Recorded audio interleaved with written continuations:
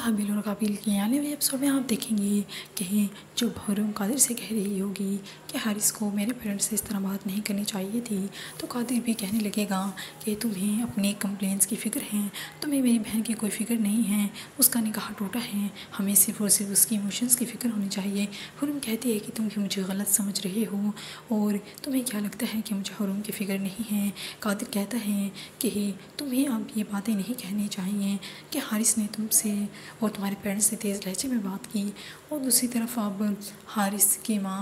और उनके सही सही से बात नहीं कर रही होती और उन कहती हैं कि मेरा बिल्कुल मेरी छोटी बहनों की तरह है। उसकी बात काटते हुए सोनिया कहती हैं कि छोटी बहनों की तरह है, लेकिन बहन तो नहीं है, तुम्हारी नंद है और हो सकता है कि तुमने उससे जान छुड़ाने के लिए ये सब किया हो। फिर उनको बहुत गुस्सा आने लगता है अब सोनिया की इस बात पर, और सोबिया कहती हैं कि मैं ठीक तो कह रही हूँ, हमारे मोहल्ले में भी ऐसा ही हुआ था, भाभी ने अपनी नंद का रिश्ता अपने पुराने आशिक से तय करवा दिया था।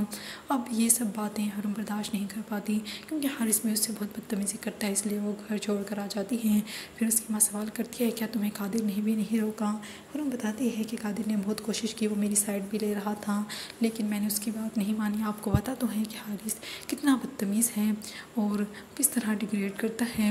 और मुझे इतना बदतमीज़ी से उसने बात की और कासिम अंकल ने भी उसे नहीं रोका।